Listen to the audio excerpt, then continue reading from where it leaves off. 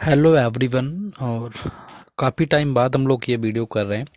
थोड़ी सी ट्रेजेडी हो गई थी घर में, आप लोगों को मैं बता सकता हूँ यहाँ पर कि जो मेरे ग्रैंडपा हैं उनके ब्रदर जो थे उनकी डेथ हो गई थी। तो क्या होता है, जो फैमिली इशूज होते हैं हम लोगों का, जॉइंट फैमिली रहता है, इस वजह से काफ़ी टाइम से वीडियो नहीं कर पा रहा था। अभी जो लास्ट का 13वीं संस्कार वगैरह होता है वो तो ऑलमोस्ट पेंडिंग ही है, लेकिन थोड़ा सा रिलीफ अभी हाल फिलहाल में हुआ है। तो चलिए शुरुआत करेंगे। यहाँ पर हम लोग जीडी के पीवाईक्यू करने वाले हैं। प्लान तो काफ़ी सारे किए हुए थे एसएससी जीडी एग्ज़ाम को लेकर के, लेकिन ऑलमोस्ट इसी से हम लोग शुरुआत करेंगे, क्योंकि कुछ अदर सिचुएशन भी हैं। कभी टाइम मिलेगा तो हम लोग शेयर भी करेंगे। तो चलिए शुरू करेंगे, और ये वीडियो हम लोग रेगुलर रखने वाले हैं। पहला क्वेश्चन आपका पीवाईक्यू से क्या होता है कि मोस्टली क्वेश्चन बनते हैं और इससे रिलेटेड हम लोग फैक्ट भी देखते हुए चलेंगे, जिससे कि हम लोगों को आसानी रहने वाली है आगे के एग्जाम में। क्योंकि आपका ऑलमोस्ट मान लीजिए 60 डेज यहाँ पर बचा हुआ, और उससे भी कम है, 50 डेज आप मान सकते हैं। ठीक है, तो पहला क्वेश्चन है आपका कि पंडित बिरजू महाराज किस घराने से रिलेटेड थे। देखिए, बिरजू महाराज की बात करें तो सबसे पहली चीज़ तो ये बनती है कि इनका जो रिलेशन था वो कथक डांस से था। और कथक जो डांस है ये आपके 8 शास्त्रीय नृत्य जो कि भारत के आते हैं, यानी कि क्लासिकल डांस, उनमें से एक होता है। और ये रिलेटेड है आपका यूपी यानी कि उत्तर प्रदेश से।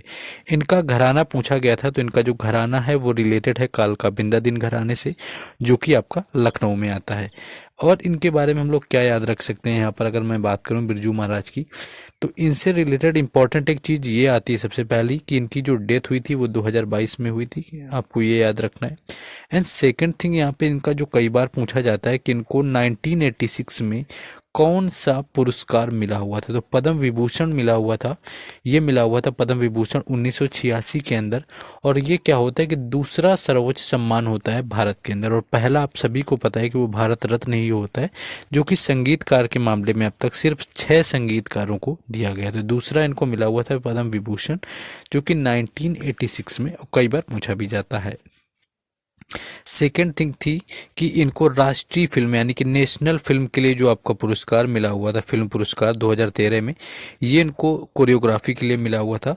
और 2016 का कई बार पूछ लेते हैं फिल्म फेयर अवार्ड, यानी कि इसका जो सॉन्ग था वो सॉन्ग का नाम था मोहे लगा दो रंग। तो यही पूछते हैं कि मोहे लगा दो रंग जो है, इसके लिए 2016 में किस संगीतकार को जो है मिला हुआ था आपका फिल्म फेयर अवार्ड। तो वो आपके पंडित यू क्या हैं, बिरजू महाराज हैं। नेक्स्ट हम लोग अगले क्वेश्चन में आएंगे, और ये देखेंगे आप लोग क्वेश्चन जो मैं यहाँ पर करवा रहा हूँ पीवाईक्यू हैं, और ऐसे ही क्वेश्चन हैं जो आप लोगों ने ऑलरेडी पहले देख रखे हैं, क्योंकि एग्जैक्ट वही क्वेश्चन पूछे जाते हैं।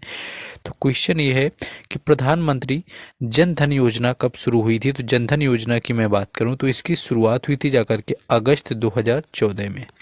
और आपसे कभी कभी इस तरह से भी क्वेश्चन पूछेगा कि अब तक जो है प्रधानमंत्री जनधन योजना के कितने वर्ष पूरे हो चुके हैं। तो 10 वर्ष इसके पूरे हो चुके हैं, क्योंकि ऐसे भी क्वेश्चन पूछा गया था 2022 में, जब 8 वर्ष पूरे हुए थे। तो 10 साल पूरे बीत चुके हैं यहाँ पर जनधन योजना के। ये आपको याद रखना है। इसकी शुरुआत जो है 2016 में, सॉरी 2014 में 15 अगस्त को करी गई थी।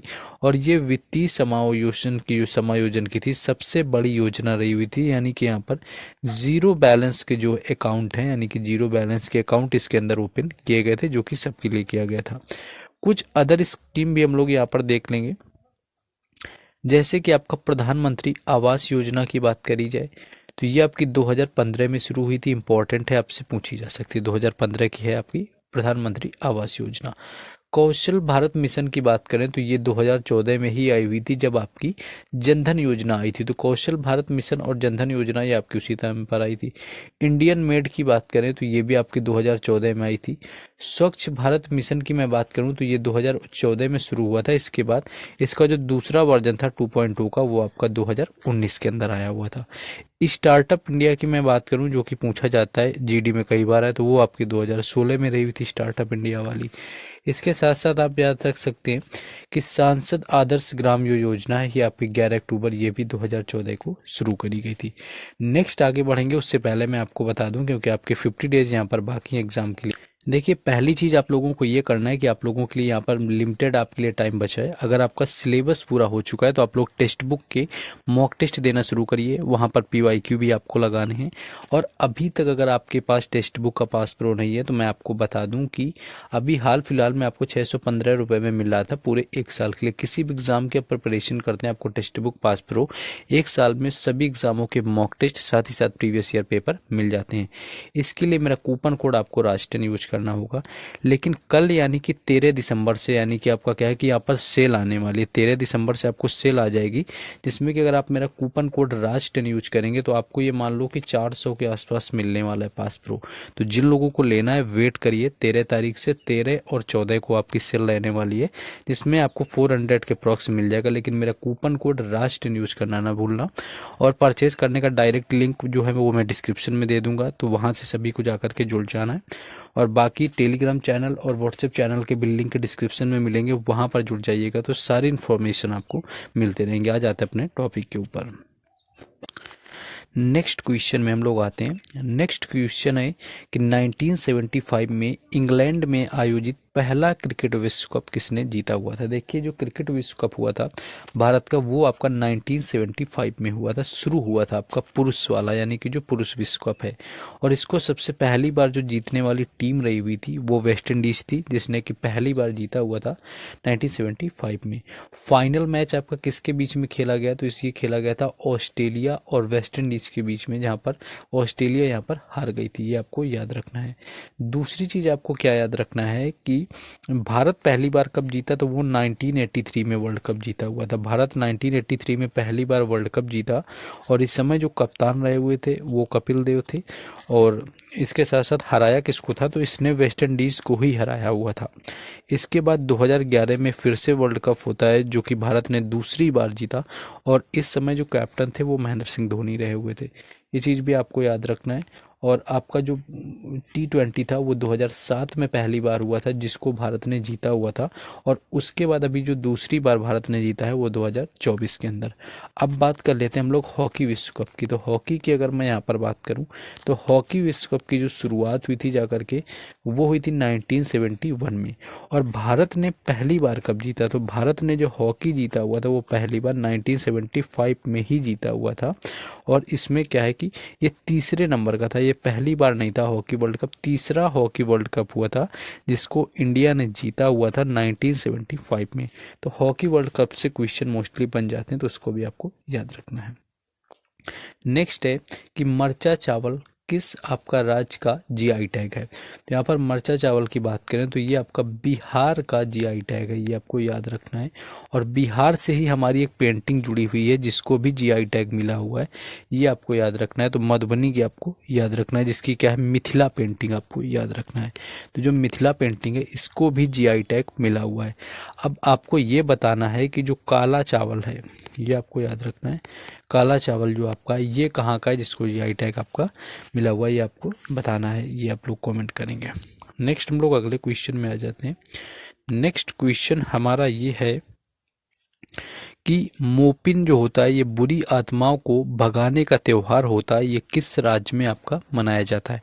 यानी मोपिन फेस्टिवल यहाँ पर पूछा गया। तो अगर मोपिन फेस्टिवल की मैं बात करूँ तो इसको आपका अरुणाचल प्रदेश में सेलिब्रेट किया जाता है, मोपिन फेस्टिवल।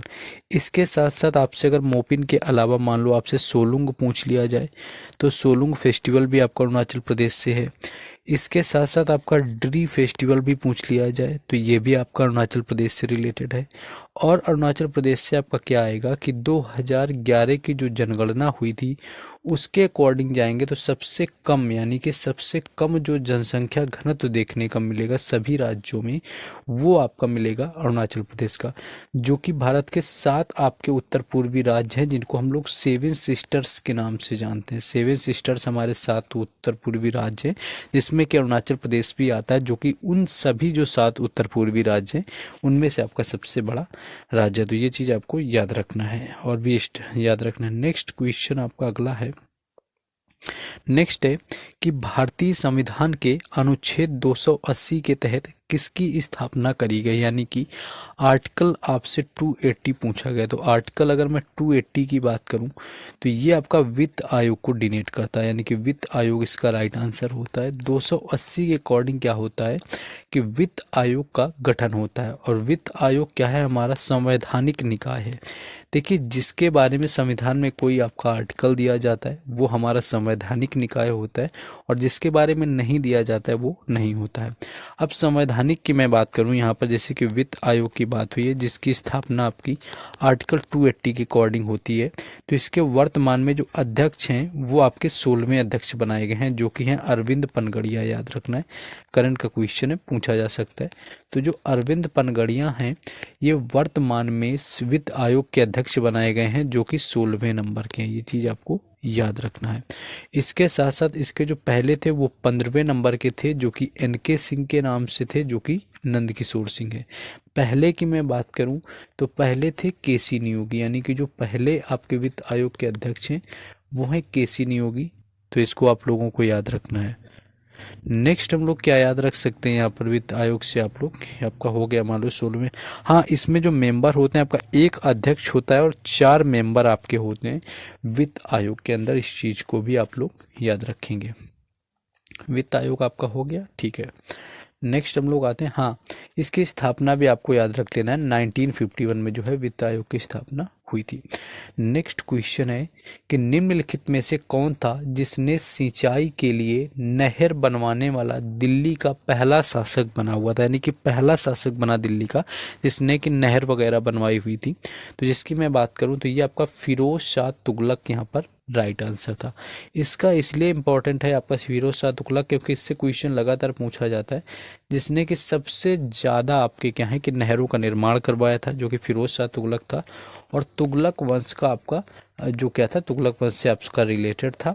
और इसी का एक था आपका मोहम्मद बिन तुगलक, ये भी आपका तुगलक वंश से आता था।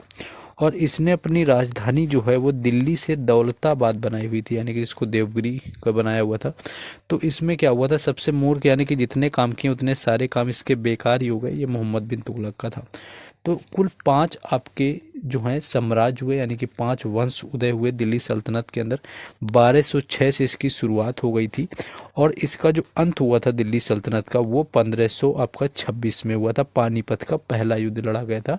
पानीपत और का जो युद्ध था वो इब्राहिम लोदी और बाबर के बीच 1526 में। तब से आपका दिल्ली सल्तनत खत्म हुआ और एक नया जो साम्राज्य उभर के आया वो था मुगल साम्राज्य, जिसकी स्थापना बाबर ने करी। तो पहला था आपका क्या था, गुलाम वंश था, जिसकी स्थापना आपकी करी हुई थी कुतुबुद्दीन ऐबक ने। उसने कुछ वक्त करने के बाद में जो है आपका इल्तुतमिश वगैरह उसका दामाद बनता है। आपका गुलाम वंश के बाद जो है आपका शुरुआत हो गई थी जाकर के खिलजी वंश की। खिलजी के बाद आपका तुगलक आया, फिर सैयद आया, और जो अंतिम वंश बना दिल्ली का वो था लोधी वंश, जिसके शासक को जो है बाबर ने हरा दिया था। तो इस चीज़ को भी आप लोग याद रखेंगे। फिरोज शाह तुगलक ने आपका क्या किया था, जो कि आपका सिंचाई के लिए नहर वगैरह बनवाने का पहला शासक बना हुआ था। गयासुद्दीन जो तुगलक था ये आपका तुगलक वंश का संस्थापक था। इसने जो स्थापना करी हुई थी वो करी हुई थी आपके गयासुद्दीन तुगलक ने। ये चीज़ आपको याद रखनी है। और 1325 में इसकी क्या है कि लकड़ी का जो मंडप जैसा बना हुआ था उसको ढहने से गयासुद्दीन तुगलक की क्या होती थी, इसकी मृत्यु हो गई थी।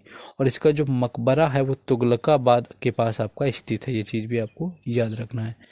और दूसरी चीज़ आपको ये याद रखना है क्वेश्चन कि जो इब्न बतूता था, आपसे कई बार पूछा जाता है कि जो इब्न बतूता था ये किसके टाइम पर आपका आया हुआ था। तो ये आया हुआ था मोहम्मद बिन तुगलक के टाइम पर। ये भी आपको याद रखना है। इब्न बतूता किस देश का था, तो ये आपका मोरक्को का निवासी था और ये आया हुआ था जाकर के मोहम्मद बिन तुगलक के टाइम पीरियड पर। जैसे कि आपका हैंसोंग जो है वो हर्षवर्धन के टाइम पर आया हुआ था।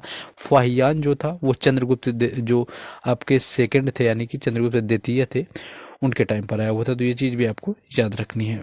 नेक्स्ट क्वेश्चन है आपका कि रंगा स्वामी कप किसकी आपकी राष्ट्रीय चैंपियनशिप होती है। तो रंगा स्वामी जो आपका होता है ये हॉकी का होता है, आपको याद रखना है। जो रंगा स्वामी आपका हॉकी से होता है और इसकी जो आपका पहली बार आपका 1928 में, यानी कि पहली बार 1928 में खेला गया था। ये चीज़ भी आपको याद रखनी है। इसी तरह हॉकी के और कप आपसे डायरेक्ट पूछ लेता है जीडी के एग्जाम में कि कौन सा कप किस आपके खेल से रिलेटेड है। जैसे कि हॉकी से आपका आगा खान कप पिछली बार बहुत बार पूछा गया। ध्यानचंद ट्रॉफी आपको पता ही होना चाहिए कि हॉकी से रिलेटेड थे ध्यानचंद। अजलान शाह कप आपका पूछ लेते हैं, है ना। रंगा स्वामी कप हो गया, गोल्ड कप हो गया, इंदिरा गांधी गोल्ड कप, ये भी आपको याद रखना है। क्रिकेट से आपको सीके नायडू ट्रॉफी याद रखनी है, देवधर ट्रॉफी याद रखनी है, दलीप ट्रॉफी याद रखनी है, ईरानी ट्रॉफी याद रखनी है। और फुटबॉल में आपको BC Roy trophy, Bordoloi trophy, Durand cup most important है आपका, नेहरू गोल्ड कप हो गया, रोवर कप हो गया, संतोष ट्रॉफी मोस्ट इंपॉर्टेंट है, सुब्रतो कप आपका इंपॉर्टेंट है। तो ये चीज़ें जो हैं आपकी जितनी ट्रॉफी हैं ये आपके रिलेटेड है, जो कि अदर अदर गेम से, यानी कि सभी खेलों से, और इनसे क्वेश्चन आपके डायरेक्ट देखने को मिलता है जाकर के एसएससी के एग्जाम में। अब यहाँ से हम लोग आगे क्वेश्चन कल से कंटिन्यू करेंगे। और थोड़ा फीडबैक अगर आप लोग कमेंट, लाइक और सब्सक्राइब करके अगर कमेंट में देंगे तो मुझे भी थोड़ा सा अच्छा लगेगा, और मैं और प्रयास करूँगा कि इसका टाइम जो है, यानी कि वीडियो की लेंथ को थोड़ा इंक्रीज कर सकूँ। बाकी मिलते हैं नेक्स्ट वीडियो में। जय हिंद।